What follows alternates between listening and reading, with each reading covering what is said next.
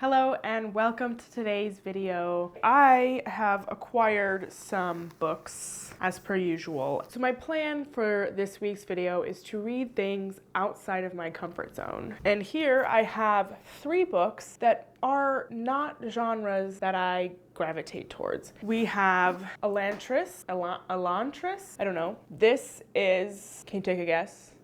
It's fantasy. And then we have Me Before You, which, can you also take a guess?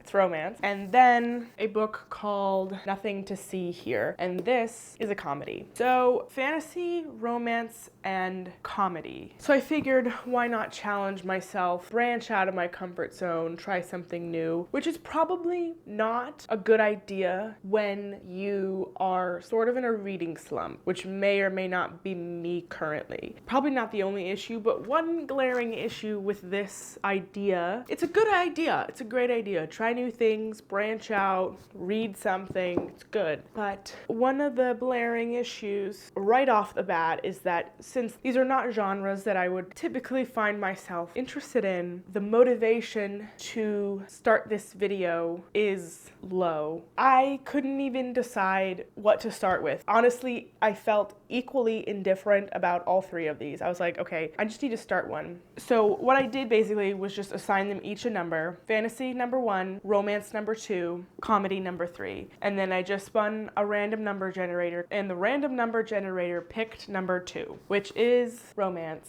So last night I started Me Before You, and I have high hopes. Well, listen, okay, I'm already 100 pages in, but out of the 3, if I had to pick one that I was most drawn to, it would be this one. If you're familiar with this title, it was made into a movie a while ago. I don't even know how long ago, but I remember watching the trailer for the movie and thinking, that actually looks really cute. And ever since then, I've wanted to watch this movie. I didn't know it was a book, but ever since I watched the trailer, I've wanted to watch the movie, but I haven't. But that's the only romance movie I've ever seen a trailer for or heard of and thought that that was something I would want to watch. With that drawn out explanation, I am 100 pages into Me Before You. I'm enjoying it. It is basically about a 26-year-old woman who lives with her family, is kind of lower class, and she's kind of realizing that her family sucks. They don't treat her very well. They kind of bring her down all the time for no real reason. She's a relatively bubbly, upbeat girl who has like a quirky sense of fashion, isn't your most traditionally beautiful woman, but is like a quirky, fun, cute girl. At least that's what she's supposed to be.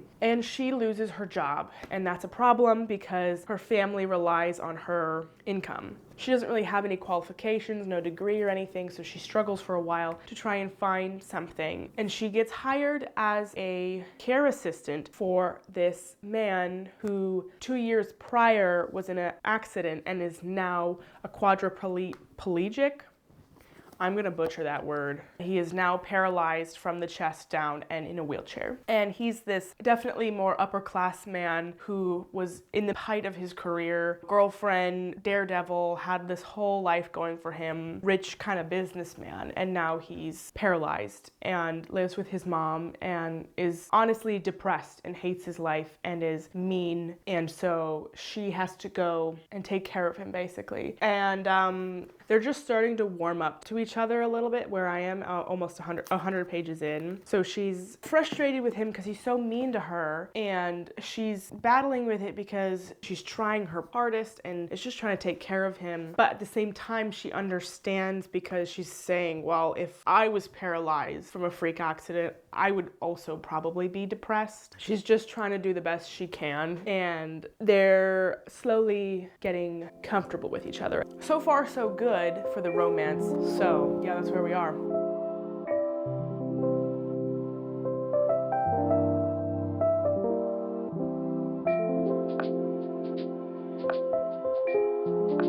Well, I have 60 pages left of Me Before You. It's actually really intense. Louisa Clark, she finds out she only has a 6-month contract because the man, Will, made an agreement with his mother that he'd give it 6 more months and then he was going to go to some place in Switzerland to end his life legally. I knew this book was going to be sad and emotional because it's a man adjusting to his life as being wheelchair bound. I just didn't realize, like, that's a crazy concept. She's going onto all these websites that are support groups for people like Will or caregivers like her that are dealing with these people that want to end their lives, that think they should be able to because their life is not worth living. And that's a crazy, intense discussion to be having in this cutesy looking romance novel. So it's not going too much into discussion about whether or not it's right or wrong. I don't know if by the end of this, the author will be portraying some sort of opinion on whether or not that it's right or wrong, but it is a topic of discussion. But besides that really heavy, dark topic that I don't really want to talk about either, I'm enjoying it. I really like Louisa as a character, and Will obviously adores her and wants to make her happy. But the question is, will that be enough for him to want to live? Like, I'm almost done, right? At this point, she really cares for Will, like she loves him, but it's not yet realized what kind of love it is because she's just been his caregiver. You know, that's a different kind of love. Only now is she like, I like spending more time with him than anybody else in my life, including my boyfriend. But she's wondering, is this just like me conflicting my emotions about being his caregiver and all this added pressure that she feels because she's like, I am trying to save his life. If I don't succeed, he is not going to live. So she feels all this pressure, which is a horrible thing. When she first found out that that's why Will's mom hired her, she was like, I don't want to do this. I don't want to be a part of this, understandably. But she ended up staying, and so she's starting to think that she has feelings for Will, but she's wondering if it's just this really high pressure emotional situation that she's in, making her feel like she might be in love with him and not just love him and care that he lives because he's a human who deserves to live. Yeah, so I'm probably gonna finish this today, hopefully, and then we can move on to my next one.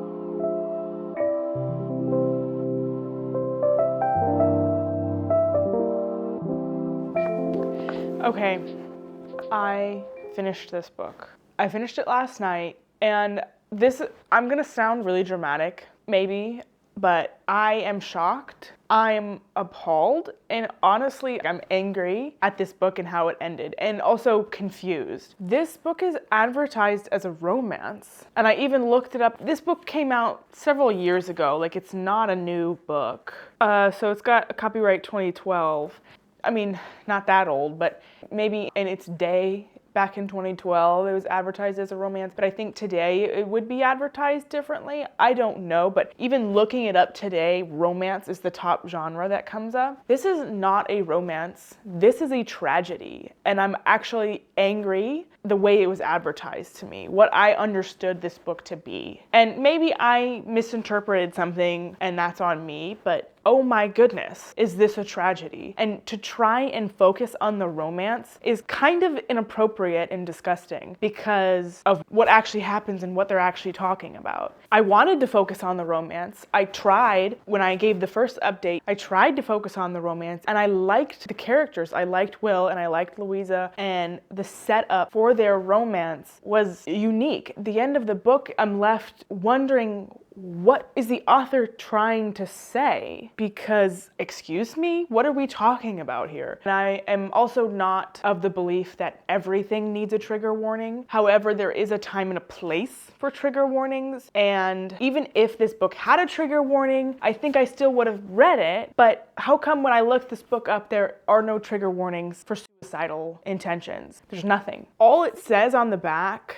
is that she learns that Will has shocking plans of his own. She sets out to show him that life is still worth living. It does say a heartbreakingly romantic novel. That's a warning, I guess, in a sense, but when you're thinking you're in the romance genre, at least for me, I'm not thinking, I don't care if I spoil this because it's old, I don't care if I spoil this, but I'm not thinking at the end of the book that Will is going to get an assisted side. The part where I was really caught off guard is this person saying that those actions are justified in a context like this? The whole book, Will's upset that he lost his independence. He can't do anything for himself. Everybody is making choices for him, and he's upset with that. And, you know, it's something you can sympathize with. Louisa's trying desperately to save his life. One, because she doesn't think him ending his own life is right, but also because she loves him. And he's like, basically, I love you too, but I can't love you the way I want to love you because of my condition. So the only thing that I want truly that will make me happy is if I go to this clinic in Switzerland. And so he's so caught up in being able to make this choice for himself. And not only is he going to go through with it, but he asks her to come with him, to go to Switzerland, to the clinic,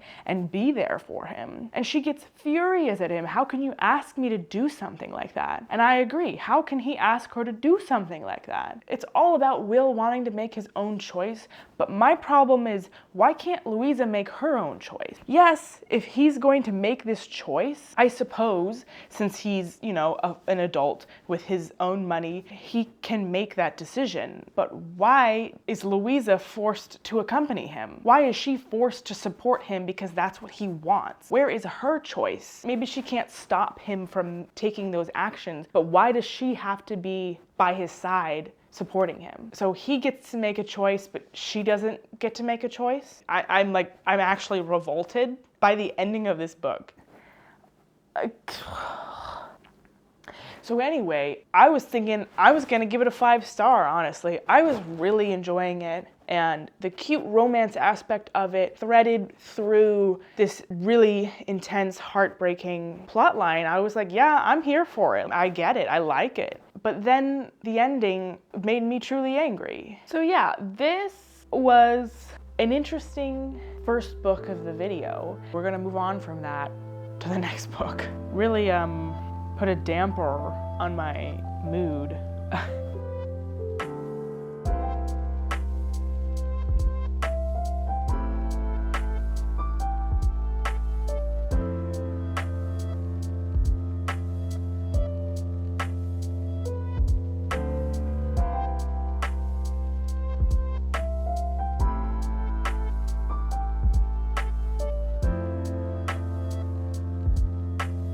Can you see my feet? I can't see her. Okay, good. I've started Nothing to See Here, and I'm about 100 pages in, and it's a weird book.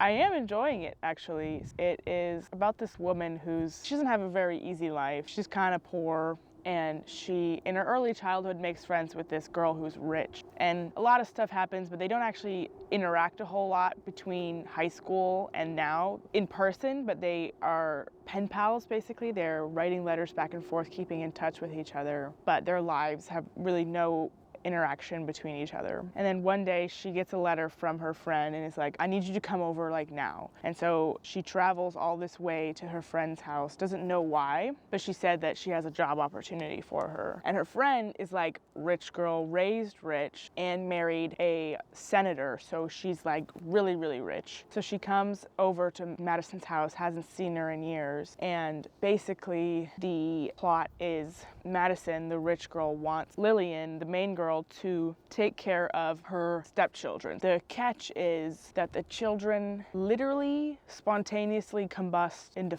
flames. They actually catch on fire. When they get emotional, when they get angry or frustrated, they catch fire. Their skin catches on fire, their clothes burn off, and that's a problem, obviously. And Lillian doesn't have any child care experience for children that don't catch on fire, so she's trying to figure out how to deal with these children. And these children are really emotional because their parents got divorced and then the mother died, and they have this unexplained condition, so they're really angry, emotional children that actually burst into flames occasionally. And so Lillian's trying to figure out how to deal with them, and probably going to like help her figure out her own life because she's kind of been aimless in her own life too. So it's really interesting, really weird concept, but I really like the writing style much better than the last book I read so far. So that's good.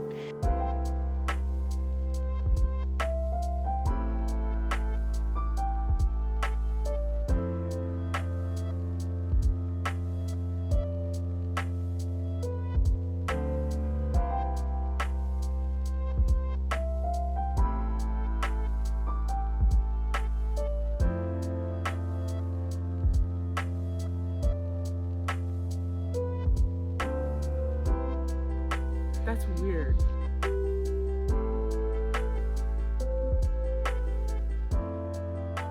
So I finished, what's that book called? Nothing to See Here. And I really liked it, actually. Like, so much so that I kind of want to read it again eventually. It's just a really unique story. I wouldn't really say it's funny. I guess it is funny, like the whole concept that the kids are literally catching on fire and we're just rolling with it. And I am not doing a good job at explaining it, but I really like the book. There's the whole situation that the main girl is in, and for an appropriate choosing of words, things kind of go up in flames, figuratively, but also quite literally. And it kind of feels like an abrupt ending, but honestly, it's really, you know, you're not left like wanting more. I think it's actually a really good ending, really sweet ending.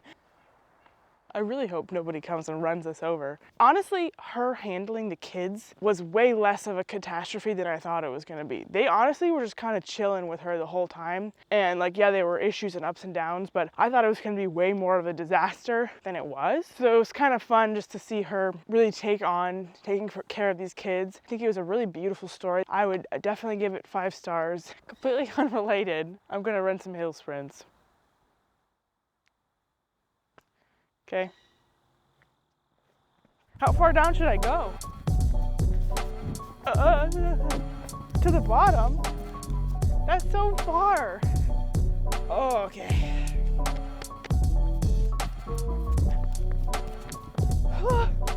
That's a long hill.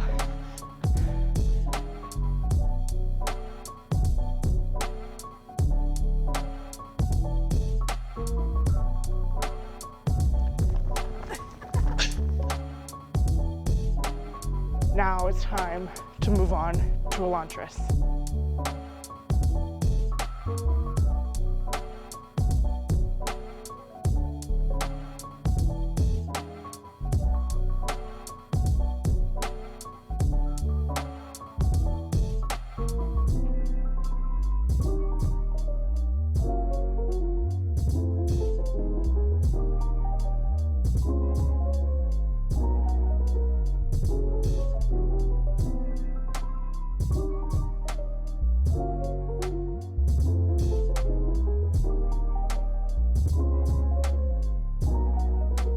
What the heck is that, dude? It's a big lobster.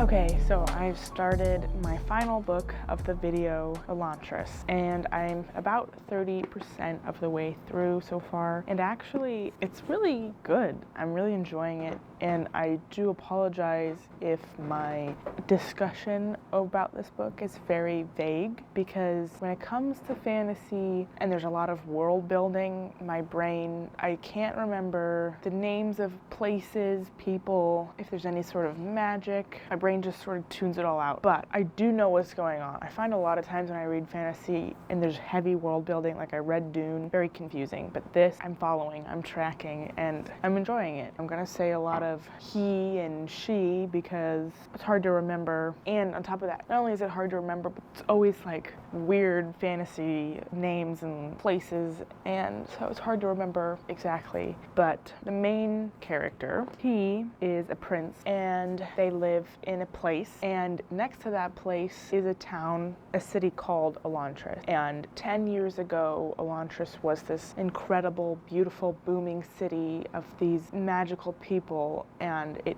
fell. A curse came over it, and now the people that live there are dead. They're basically like zombies. They're not alive, but they're walking around suffering, and they can't heal properly, so if they get hurt, they just feel that pain for the rest of time. time. And so everyone there is suffering, and it's not a good place to be. But they are unsure of how that curse works, because occasionally somebody outside of Elantris wakes up one day and they have this affliction of basically being a zombie. And so the book opens up with the prince waking up with this affliction. So he immediately gets banished to Elantris. No discussion about it, no real issue. They just drop him off. And so he is figuring out what his new life is going to be there in Elantris and trying to make it better. And then we have another character. Serene is a princess from another place far away, and she was traveling to be with this prince.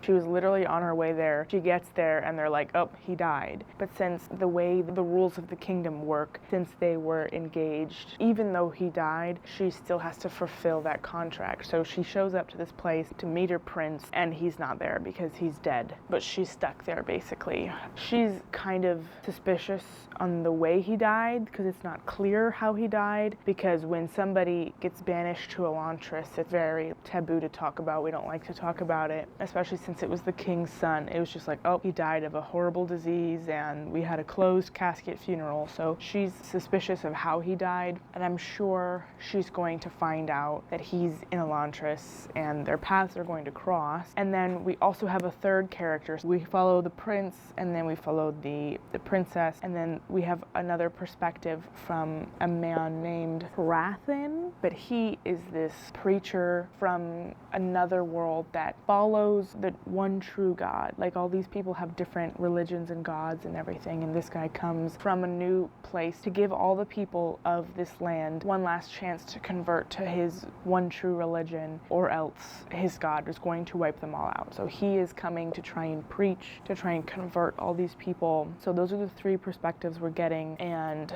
I'm finding it much easier to read than a lot of fantasy. Not some crazy world building that's hard to follow. It's easy to read. It's going quickly. I was kind of a little intimidated by the size. I mean, it's almost 600 pages. It's not a small book, but it's actually going really quickly. I just kind of hate the cover, but that's not important.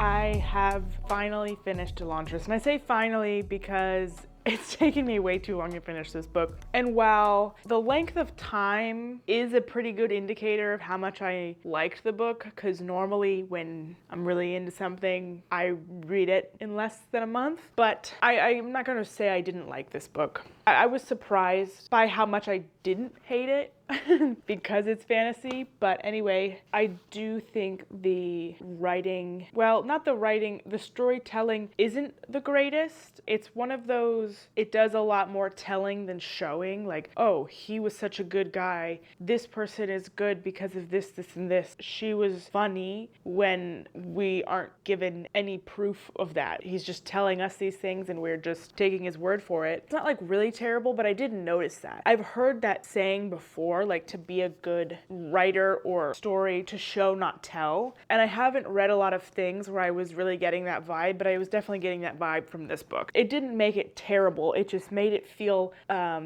kind of weak. And Serene's character is supposed to be really strong, powerful woman, and that's great and all. I liked her, but like I said, it was a lot more of telling us how she was a great, strong woman than showing us. And it was literally like every chapter with her was talking about her inability to find a man to marry her because she's just too dominating, strong, and powerful. And I understand that conflict, but it was just like, I get it. She's taller than all the men. She's too smart and witty. I get it. I get it. But you don't have to keep telling me that every single chapter. And another way the writing just seems like a little on the weaker side. Well, not the writing, the storytelling seems a little bit on the weaker side, is everything kind of falls into place just like a little too convenient. Like, oh, that works out really well. That's a little convenient. And the main characters, Rodin and Serene, are just like mind readers. They can perfectly easily judge someone's character just by looking at them. And that's, I think, another example of telling and not showing. When Serene meets the prince, Rodin, for the first time, she doesn't know it's him, but she could just tell that he was being honest, that he was an honest man, that he was a leader, and that these people were following him because he was a good guy. And it's like she could just read that on him immediately, which doesn't really make a lot of sense, because it just kind of made it so certain things of the plot worked a little bit easier. I think the main plot of this book is trying to figure out what happened to Elantris. Why are these people getting cursed to live in this zombie state? Why has Elantris fallen? But then there's also side issues with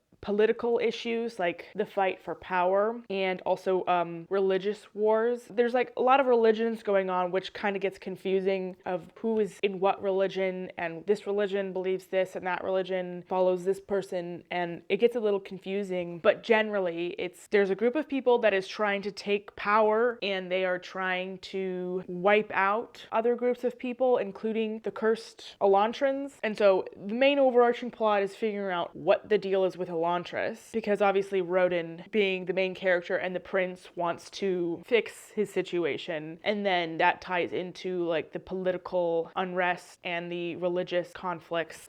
I would give this a 3.5 out of 5 stars because it was entertaining. Come the sort of climax and the ending, I was into it. I was surprised at some points. I found it entertaining. As much as I said some of the things get confusing, I would say this is a easier fantasy to get into if you weren't a big fantasy buff. So yeah, I'm finally done with this book and therefore this video. Oh boy, did I read some very different books in this video. It actually was better than I thought it was going to be. Without rehashing the events of the first book, all things considered, trying out the new genres did not go super poorly. But that's gonna do it for this video. I really hope you enjoyed watching. Let me know any of your thoughts about any of the books or anything that I talked about in this video down below, and I hope to see you in my next video. Bye!